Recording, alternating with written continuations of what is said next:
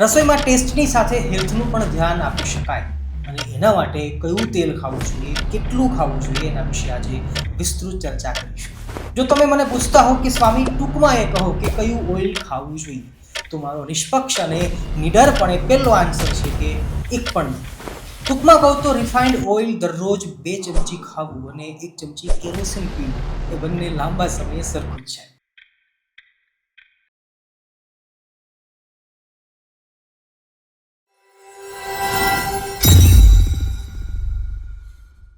તેલ એ ભારતના રસોડાનું સૌથી મહત્વનું અંગ છે. એના વગર રસોઈ બનવી ખરેખર મુશ્કેલ ही નહીં, નામુમકિન है.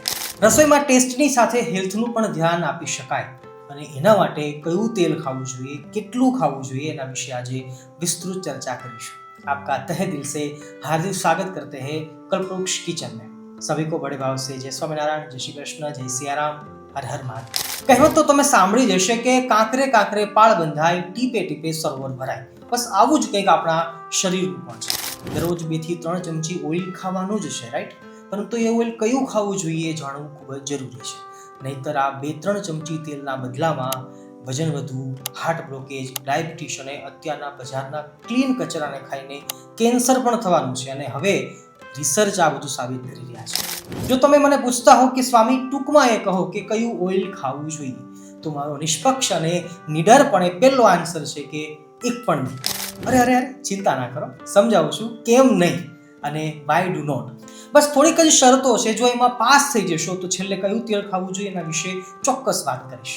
જો તમે દરરોજ 3 માળના પગથિયા વગર લીપે ચડો છો અને ઉતરો છો, અને પણ દિવસમાં 2 થી 3 વખત જો તમે દરરોજના 7000 કદમ ચાલો છો, મતલબ કે વોકિંગ કરો છો, જો તમે દરરોજ 10 મિનિટ એક જગ્યાએ ઊભા રહીને કૂદો છો, જો તમે કમસે કમ અડધો કલાક પણ કોઈ પણ કસરત કરો છો, જો તમે તડકામાં રહીને અડધો કલાક કોઈ પણ રીતે પરસેવો પાડો છો, જો તમે ખેતર કે વાડીનું કામ જાતે કરો છો, જો તમે શારીરિક પરિશ્રમવાળું કોઈ પણ કામ દિવસમાં 2-3 કલાકથી વધારે કરો છો, જો તમે દરરોજ 2 મિનિટ સુધી સતત દોડી શકો છો, જો તમે કોઈ પણ મંદિરની 50 પ્રદક્ષિણા એકી સાથે કરી શકો છો, મતલબ કે રેસ્ટ લીધા વગર, અને જો તમે દરરોજ 20 થી વધારે દંડવત અથવા સૂર્ય નમસ્કાર એક સાથે કરી શકો છો. હવે સાંભળજો, આ તમામ શરતોમાંથી કોઈ પણ 5 શરતો જો તમે દરરોજ પૂરી કરી શકો છો, જો હા, તો મારી ગેરંટી છે કે તમે દુનિયાનું કોઈ પણ તેલ દરરોજ ટોટલ 2 ચમચી જેટલું વગર ચિંતાએ ખાઈ શકો છો, વિધાઉટ એની હેઝિટેશન અને વિધાઉટ એની ટેન્શન. કારણ કે તમારું શરીર એ તેલને પચાવી લે છે. પણ જો આમાંથી કોઈ પણ 5 શરતો પૂરી નથી થતી, તો મહેરબાની કરીને તેલ ખાવાના સપના છોડી દેવા જોઈએ. જો લાંબુ જીવવું હોય તો, ફરીવાર કહું છું, જો લાંબુ જીવવું હોય તો અને હેલ્ધી જીવવું હોય તો. પ્રિયજનો, હું કોઈ હેલ્થ એક્સપર્ટ નથી, પરંતુ એટલું જરૂર સમજુ છું કે હવેના લોકોની લાઈફસ્ટાઈલ બિલકુલ મહેનત વગરની થઈ ગઈ છે. બહેનો માટે પરિશ્રમના નામે ફક્ત ઘરમાં સાવરણી કરવી, બસ એટલું જ છે. અને પુરુષો માટે ફક્ત બજારમાં જવું, ઓફિસે જવું અને ઘરે આવી જમી લેવું અને વળી પાછી લાંબા થઈને સૂતા સૂતા ટીવી જોવું, બસ આ જ રહી ગયું છે. અને આ વાતમાં અમે સાધુ સંતો પણ આવી ગયા છીએ, કારણ કે પરિશ્રમ તો અમારા જીવનમાં પણ નથી જ રહ્યો. ઠીક છે, આ વાતથી કદાચ કોઈ સંતોને ખોટું લાગશે, પણ બહુધા આ વાત આમ જ છે. હવે એક વાત સમજો કે પરિશ્રમ નથી અને ત્રણેય ટાણા ટાઈમે સ્વાદિષ્ટ ખાવાનું મળી રહે, એટલે પછી તમે હોય કે અમે તેલવાળું ફૂડ ના પચી શકે. અને દરરોજનું 2 ચમચી ઓઇલ આગળ જતા લાંબા સમયે fatty liver, fatty body, cholesterol, diabetes, heart blockage અને કેન્સર જેવી બીમારીને હસતા હસતા આમંત્રણ આપે છે અને માણસને રડતા રડતા મારે છે. શરૂઆતની પહેલી વાતને યાદ કરાવું છું કે લાંબુ જીવવું હોય તો તેલ યા તો ઓછું કરો અને યા તો સદંતર બંધ કરો. મારું નહીં, આપણા પ્રાઇમ મિનિસ્ટર નરેન્દ્ર મોદીજીની તો માનશો ને. સાંભળો આ વિડીયો. एक और चीज हो सकती है, अपने खाने में अनहेल्दी फैट तेल को थोड़ा कम करें. अब जैसे हमारे सामान्य घरों में महीने की शुरुआत में राशन आता है, अब तक अगर आप हर महीने 2 लीटर खाने का तेल घर लाते थे, तो इसमें कम से कम 10% की कटौती करिए. हम हर दिन जितना तेल यूज करते हैं उसको 10% कम करें. મારા હાથમાં છે દુનિયાનું સૌથી ઝેરી ફળ, આમ તો છે આ ફળ જ, પણ પામ ટ્રી ઉપર થતું આ પામ વૃક્ષનું આ ફળ છે. આની અંદરથી જ પછી ઓઇલ કાઢવામાં આવે છે અને મોટી મોટી ફેક્ટરીઓની અંદર એની પ્રોસેસ થતી હોય છે. મૂળ વાત મારે એ કરવી છે કે હાલ આપણે ઓઇલ, તેલ કયું ખાવું એની વાત જ્યારે ઊંડાણપૂર્વક સમજી રહ્યા છીએ ત્યારે દુઃખ સાથે કહેવું પડે છે કે ભારતની અંદર દુનિયાના તમામ દેશો કરતાં સૌથી વધારે પામ ઓઇલ જો ક્યાંય આયાત થતું હોય, મતલબ કે બીજા કન્ટ્રીઓમાંથી ભારતમાં લાવવામાં આવે છે, અને ભારતના 140 કરોડ લોકો આ પામ ઓઇલના આધારે જીવન જીવી રહ્યા છે. અનફોર્ચ્યુનેટલી તમારી જાણ ખાતર કહું તો પામ ઓઇલને ઘણા બીજા સારા કન્ટ્રીઓની અંદર, પ્રોફેશનલ કન્ટ્રીઓની અંદર બેન કરવામાં આવેલું છે, કારણ કે હૃદય રોગ થવું, કોલેસ્ટ્રોલ વધવા, ડાયાબિટીસ થવી ઇત્યાદિ જે અંદરના રોગ છે કે જે કદાચ ઉપરથી આસાનીથી દેખાતા નથી પણ અંદર જઈને પછી લાંબા સમયે મોટી બીમારીઓને પ્રેરતા હોય છે, તો ઘણા કન્ટ્રીઓએ પામ ઓઇલને બેન કરેલા છે.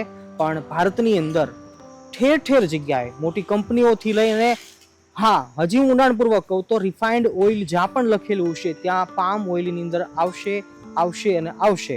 અને ભારતના ઘણા બધા લોકો, વધારે પ્રમાણમાં લોકો છે એ પામ ઓઇલ કોઈ ના કોઈ રીતે ખાઈ રહ્યા છે. દાખલા તરીકે વેફરની ચિપ્સની અંદર હોય કે પછી બહાર રેકડીઓ ઉપર જે ભજીયા તળાય છે કે સમોસા તળાય છે કે કોઈ બી ફરસાણ તળાય છે, તો એની અંદર ક્યારેય પણ ઓરિજિનલ શુદ્ધ સિંગ તેલ કે કપાસિયા તેલ કે બીજું કોઈ બી ઓઇલ છે એ શુદ્ધ નથી હોતું. પામ ઓઇલ તો એની અંદર નાખવામાં આવે જ છે, અને એના કારણે જ કદાચ ભારતના લોકોનું આયુષ્ય છે ધીમે ધીમે ઘટી રહ્યું છે. અચાનક જે યુવાનોની અંદર બ્લડ પ્રેશર હાઈ થઈ રહ્યા છે, અટેક આવી રહ્યા છે, એનું કારણ માત્ર જો કોઈ હોય તો એ આપણી ખાણીપીણી છે અને આ પામ ઓઇલની મોટી અસર છે. તો પાછળ તમને જે દેખાતું હશે વૃક્ષ, એ છે પામ ટ્રીનું વૃક્ષ, અને આ પામનું આ ફળ છે. આની અંદરથી જ ઉકાળીને પછી અલગ અલગ પ્રોસેસ થઈને એનું તેલ કાઢવામાં આવતું હોય છે, અને જે આપણા સુધી, ભારતના તમામ લોકો સુધી પહોંચે છે. આપણે આનાથી બચવું જોઈએ, અને એના માટે જ આ વિડીયોની અંદર જે પ્રમાણે કહ્યું છે એ પ્રમાણે આપણે એનું પરિપાલન કરીએ. મને ખબર છે કે આપ સૌ પ્રખર બુદ્ધિશાળી છો, એટલે આપ મારું તો કદાચ નહીં જ માનો અને તેલ ખાવાનું બંધ તો નહીં જ કરો, પરંતુ એના બદલે હળવું તેલ અથવા તો કહું કે શુદ્ધ તેલ એ વિકલ્પના રૂપમાં હું આપું છું. હવે આ વાત ધ્યાનથી સાંભળો. તમે ભારત દેશના કોઈ પણ રાજ્યની કોઈ પણ બજારમાં, કોઈ પણ દુકાનેથી કોઈ પણ કંપનીનું તેલ જો તમે લેવા જાઓ અને જો એ તેલના પેકેટ, બોટલ કે ડબ્બા ઉપર રિફાઇન્ડ ઓઇલ, ફરીવાર કહું છું રિફાઇન્ડ ઓઇલ આવું લખ્યું હોય, તો ભારત દેશના કોઈ પણ વ્યક્તિએ સુખી રહેવા માટે અને લાંબુ જીવન જીવવા માટે કોઈ પણ કંપનીનું રિફાઇન્ડ ઓઇલ તેલ ક્યારેય ન ખાવું જોઈએ. ટૂંકમાં કહું તો રિફાઇન્ડ ઓઇલ દરરોજ 2 ચમચી ખાવું અને 1 ચમચી કેરોસીન પીવું એ બંને લાંબા સમયે સરખું જ છે. તમને ચોક્કસ પ્રશ્ન થશે કે રિફાઇન્ડ ઓઇલ એ ખરેખર શું છે અને એની પ્રોસેસ શું હોય છે, કેવી રીતે બને છે, એ શા માટે ન ખાવું જોઈએ. આના ઉપર એક સ્પેશિયલ બીજો વિડીયો અમે બનાવીશું, પરંતુ 100 વ્યક્તિ કમેન્ટ કરશે તો. પરંતુ આજે ફક્ત એટલું જ યાદ રાખવાનું છે કે રિફાઇન્ડ ઓઇલ લખેલું તેલ શરીર માટે લાંબા સમયે ખૂબ જ હાનિકારક સાબિત થાય છે. પણ જો તમારા જીવનમાં મહેનતવાળું અને પરસેવાવાળું કામ નથી તો બાકી કોઈ વાંધો નથી. અને રિફાઇન્ડ ઓઇલની જગ્યાએ ગામડાઓમાં કે નાના શહેરોમાં હવે દેશી પરંપરાથી નીકળતું અથવા કચ્ચી ઘાણીનું તેલ જેને આપણે કહીએ છીએ, એવા કોઈ પણ તેલ આપણે ખાઈ શકીએ છીએ, જેને હાલના સમયમાં કોલ્ડ પ્રેસ ઓઇલ પણ કહેવામાં આવે છે. આ વિડીયો કોઈ પણ કંપનીની જાહેરાત માટે નથી, અને એટલા માટે હું શુદ્ધ દેશી ગુજરાતી ભાષામાં કહું તો કોઈ પણ તેલ ઉપર રિફાઇન્ડ ઓઇલ લખેલું હોય તો એ તેલ છોડવું જોઈએ, અને કચ્ચી ઘાણીનું કોઈ પણ કંપનીનું તેલ ખાવું જોઈએ. હવે વાત આવી બજારમાં સહેલાઈથી મળતા કપાસિયા તેલ, સિંગ તેલ કે તલનું તેલ કે સરસોનું તેલ, જૈતુનનું તેલ કે પછી સનફ્લાવરનું તેલ. આ તમામ તેલમાંથી કયું તેલ સૌથી શ્રેષ્ઠ છે? તો ગુણવત્તા અનુસાર જો વાત કરું તો સૌથી પહેલા સરસોનું તેલ, એના પછી છે જૈતુનનું તેલ, એના પછી છે સનફ્લાવર ઓઇલ, એના પછી તલનું તેલ, એના પછી સિંગ તેલ, અને છેલ્લે આવે છે બદામનું તેલ. તમે એમ કહેશો કે સ્વામી, કપાસિયાનું તેલ તો તમે ભૂલી જ ગયા કે શું? પણ ના, કપાસિયાનું તેલ એ ફક્ત આપણી ગાયો, ભેંસો અને બળદોને ખવડાવવા માટે જ હોય છે, અથવા પહેલા હતું. એ તેલ સામાન્ય માણસ પચાવી શકતો નથી. કારણ કે પામ ઓઇલ પચાવવું એ કોઈ સામાન્ય વ્યક્તિનું કામ નથી.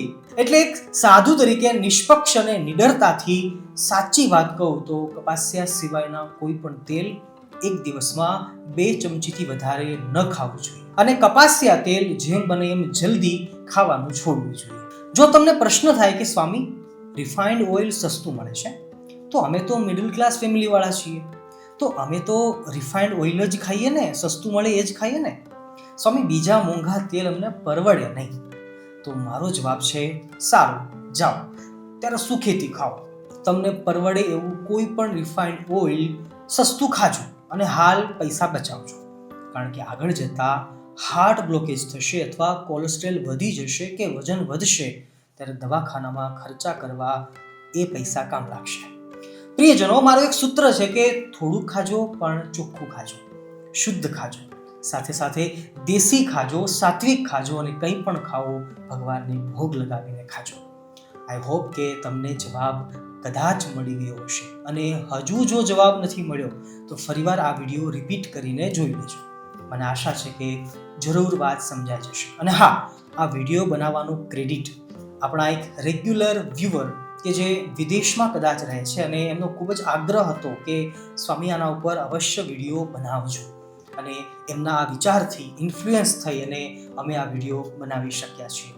So thank you so much for them. And તમે બધા પણ જો કોઈ સારો વિચાર કે ટોપિક કોમેન્ટમાં કહેશો તો અમે અચૂક એમના ઉપર વિડીયો બનાવીશું. મળીએ છીએ એક નવા ટોપિક સાથે. ત્યાં સુધી સૌને મારા જય સ્વામિનારાયણ, જય શ્રી કૃષ્ણ, જય સિયારામ, હર હર મહાદેવ.